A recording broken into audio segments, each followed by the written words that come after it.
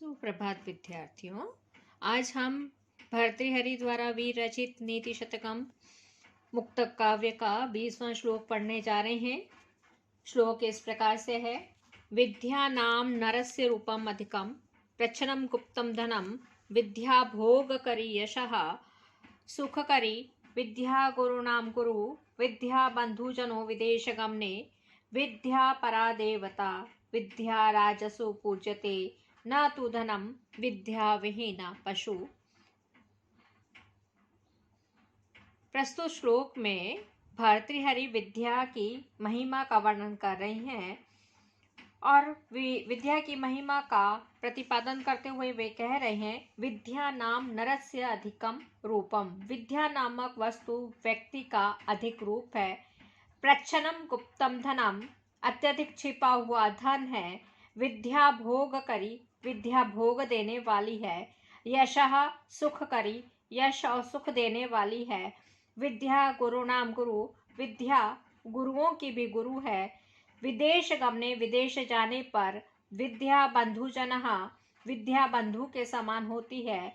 विद्या परा देवता, विद्या सबसे महान देवता है। विद्या राजसु पूज्यते, विद्या ही राजसभाओं में पूज्य होती है। न ही धनम, न कि धन। विद्या विहीन पशु, विद्या रहित व्यक्ति पशु तुल्य है।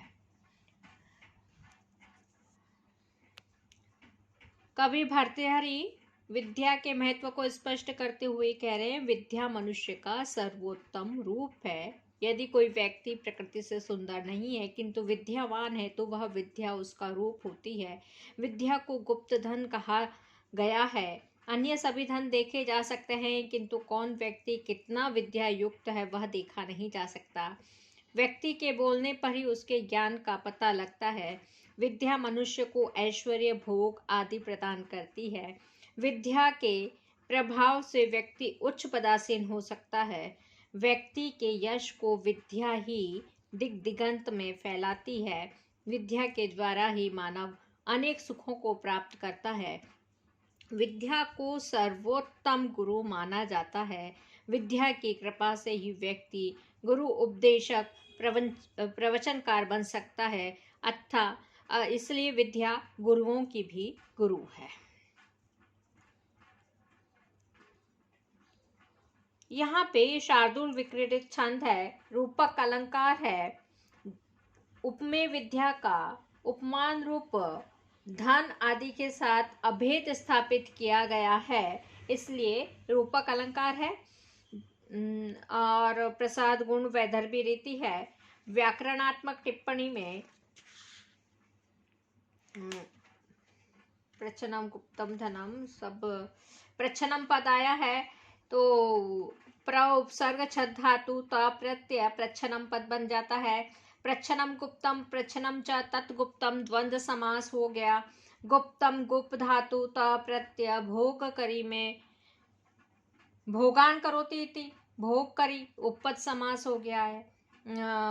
विहीना पद है, विहि उपसर्ग हा धातु त प्रत्यय पूज्यते, पूज से लट लकार प्रथम पुरुष एक वचन में पूज्यते पद बनता है।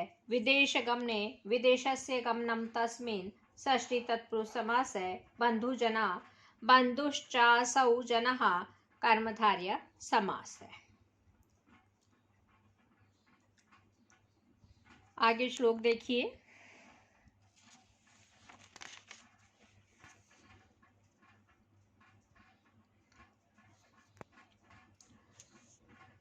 क्षान्ति चेत कवचेन किम, किम अरिभि क्रोधो अस्ति चेत देहिना, ज्ञातिश्चेत अनालेन, किम यदि सुहृद दिव्यौषधै, किम फलम, किम सर्पैर्यदि दुर्जनः, किमु धनैर्विद्या अन्वध्या यदि, व्रीडा चेत किमु भूषणै, सुकविता यदि अस्ति राज्येन किम।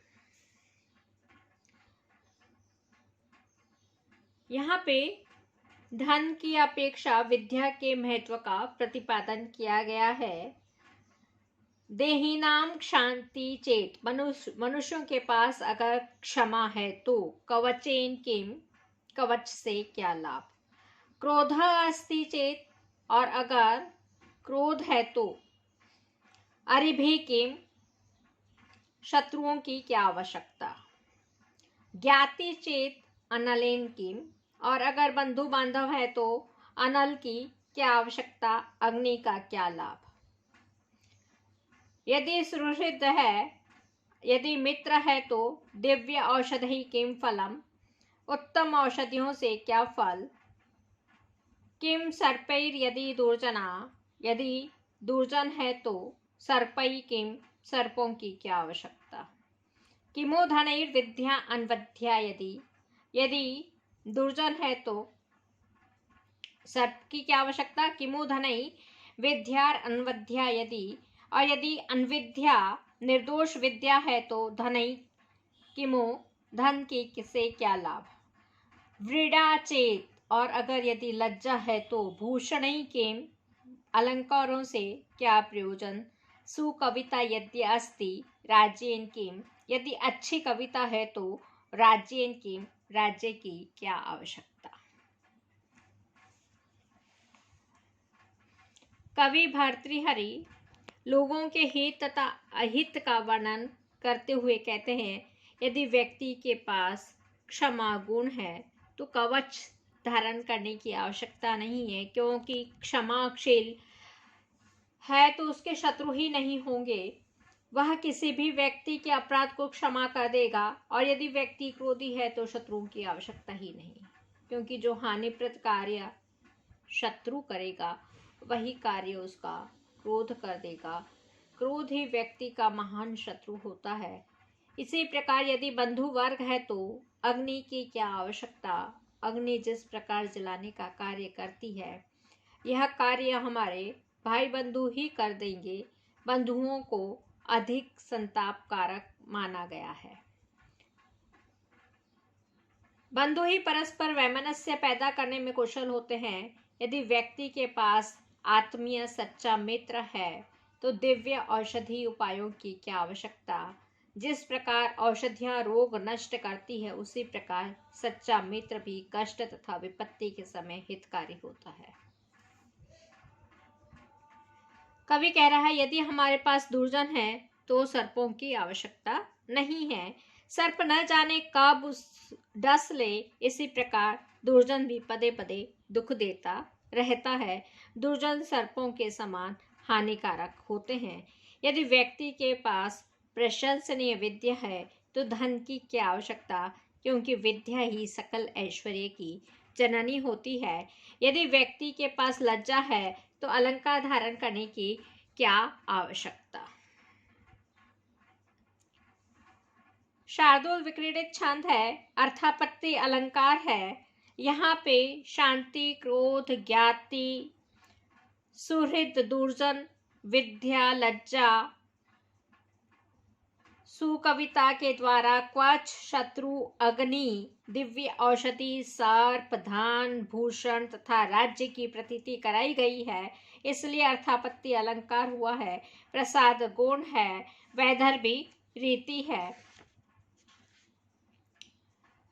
व्याकरणात्मक टिप्पणी में सुहृद पद है, शोभनम हृदम यस्य सह, सुहृद बहुव्रीहि समास है। दिव्य औषधि, दिव्यानि च तानि औषधानि, तई कर्मधार्य समास। दिव्य धन औषधि, वृद्धि हो गई वृद्धि रेची से।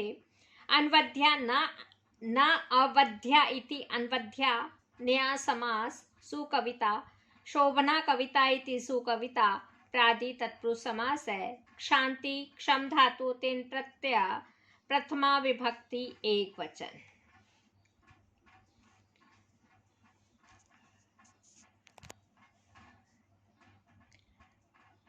यहीं पे समाप्त करते हैं। आप सब स्वस्थ रहें, यही मंगल भावना करते हुए सर्वे भवन्तु सुखिनः, सर्वे सन्तु निरामया, सर्वे भद्राणि पश्यन्तु, मा कश्चित् दुःखभाग् भवेत्। ओम शांति शांति शांति। धन्यवाद।